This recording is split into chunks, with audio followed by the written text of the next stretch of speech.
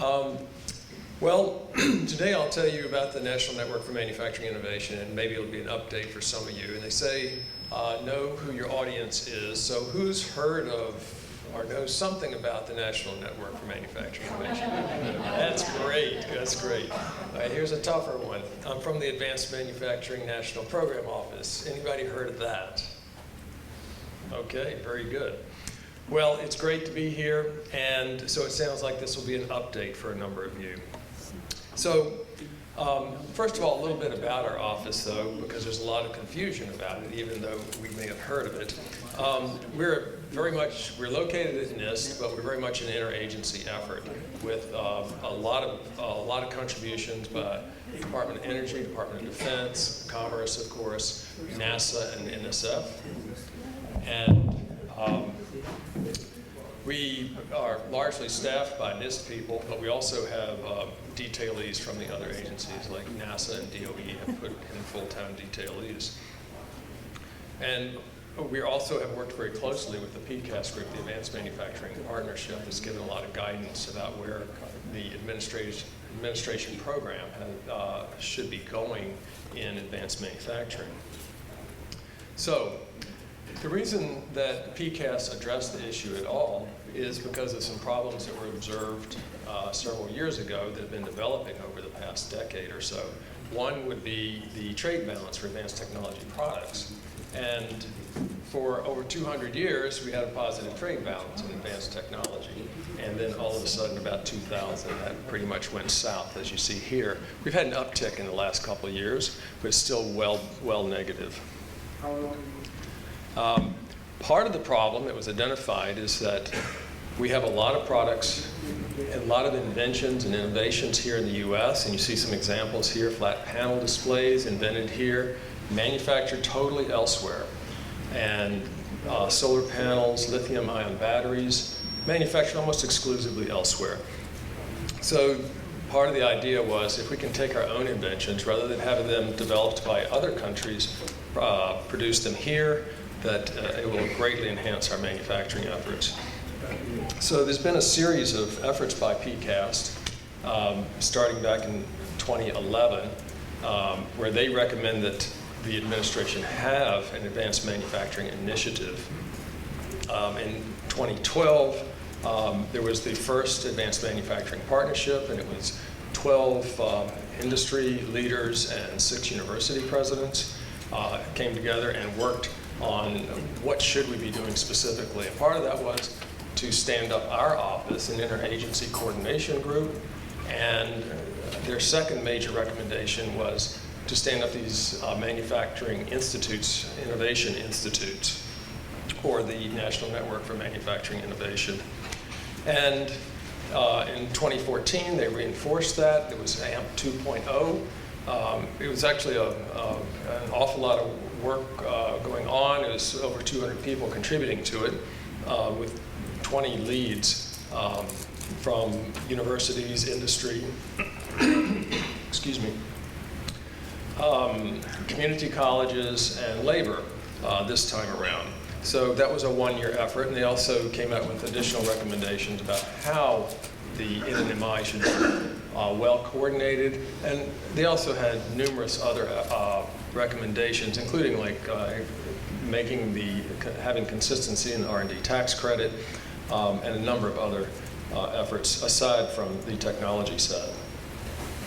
So this was really a big problem that the National Network for Manufacturing Innovation is designed to address. And this has the various levels of like technology readiness levels or manufacturing readiness levels. The US is really the envy of the world as far as basic research, and that's one reason that we have so many innovations and inventions that are created here. We sort of had this gap in developing the manufacturing processes to take it from the lab up to full-scale processing and manufacturing of quality products, reproducible products, and high volume. But we do have a good private sector as far as the infrastructure for production. So most countries, most of our competitor countries do have a lot of federal effort to support this, because developing the manufacturing processes and doing the scale-up is a very expensive, uncertain, it's a risky venture. And we used to do a lot more of that, and it was done by the private sector. For example, they call this the missing Bell Labs, where Bell Labs would actually do the entire swath here from invention to scale up to production. But the private sector has moved further away from that because it's a long-term effort to do the scale up, and it's a high risk and very expensive. $500 million of startup over 5 years because of the threat of Japan taking that entire sector over. And that was very effective, and for probably 25 years, Cemitech is revamping themselves now to look at different issues, but it's actually been very effective at keeping the industry, microelectronics industry, a substantial chunk here in the US. So, and the idea is that we would have have research universities involved for the research that's needed. Community colleges would be there for workforce development efforts, and by having this shared use facility with state-of-the-art equipment, the community colleges would have a better resource in order to do training for the students there. And the workforce development is considered one of the major parts of these institutes, because that's the #1 problem that we hear from the high-tech companies, is that they cannot get people who have the skills that are needed for their manufacturing efforts. They have to do a lot of training whenever they hire somebody, and so that's a real shortfall in the U.S. Some other countries, particularly Germany, have very strong training programs with credentialing, and so we're taking that approach here, and we're doing some pilot tests for taking that type of training and credentialing. And so these institutes provide a place for that training. So this is all described in our framework document, which is we put out early 2013. And I might mention that all of our documents and all of our descriptions and our presentations and description of other agency programs is on our website, which is manufacturing.gov. Easy to remember, manufacturing.gov. So we certainly have the large companies have been very enthusiastic in embracing this concept of manufacturing institutes, but the small and mediums are also critical for the effort. And large companies need those involved, both because of the innovations they may bring, but they're generally a key part of the supply chain for any of the large companies. And of course, we want startups. It's a place that startups can test out new ideas using innovative equipment, new equipment, and see if their efforts are able to be scaled up. The federal government, of course, is strongly involved. We found that the state and local governments are extremely enthusiastic, and their economic development organizations have been very supportive. In fact, a substantial chunk of the matching funds comes from the state's institutes, because there are a lot of places where there'll be overlap of efforts, where we want to coordinate the efforts from the different institutes. There's also a lot of infrastructure that we want to provide from our office to the different institutes as they're being stood up, because it's a whole new concept here. There's just an awful lot of effort with these new ideas about how you stand up and have an endeavor of this scale. So the major activities, of course, applied research and demonstration projects. The technology integration is very important when you're trying to actually manufacture things, to take examples from different areas and integrate them together in order to make a product. Small and medium enterprises, small manufacturers, is a place that we can bring them in. We're using the Manufacturing Extension Partnership, which also is at NIST, but we have offices in every state to coordinate with the small and medium manufacturers. Generally, they're not aware, they don't have the time or the resources to become aware of all these the federal resources that are available, and so the Manufacturing Extension Partnership coordinates that and brings them into the efforts with the institutes. And as I said, education and workforce development is a key part of this, And so we have high hopes that this will enable us to do a lot more in the U.S. as far as workforce development. And that would include efforts for the return of veterans. So I'll just show a couple of examples. We have 4 of them that have been stood up so far, 3 from DOD and 1 from DOE. We call them pilot institutes until we had legislation passed. We can call them institutes now. So the Digital Manufacturing Design is located in Chicago. We have 41 companies involved, 23 universities and labs, and 9 other organizations. That was just when we got started. It's grown a huge amount since then. It was matched with $110 million of matching funds. A lot of that was from the state of Illinois, but it's also in other states as well. So they're looking to create new state-of-the-art tools that can be shared universally, and also tools which enable the so-called digital thread for the small manufacturers to have very easy transferring of data up and down the supply chain, both for design and for manufacturing and for feedback. And there's been a lot of enthusiasm for this one. They have, while their hub is in Chicago, there are people all over, groups all over the country who are involved with it. And this is one that, while normally we would have a central research facility, this does have a substantial central research facility, but this is one that can be done pretty well spread out because of the digital nature of it. There have been a lot of new companies and other groups that have joined in, and they are encouraging it by membership. There are various tiers of it, from $1 million country efforts or over 5 years to you can join for as little as, I believe it's $500. They want to encourage people to participate, particularly the small and mediums.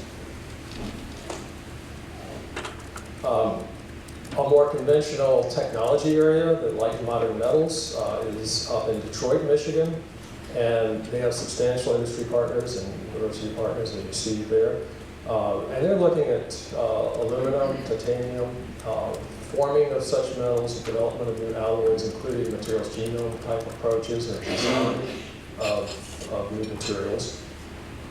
And it's focused on all kinds of products, but as you might expect, a lot of automotive and aerospace.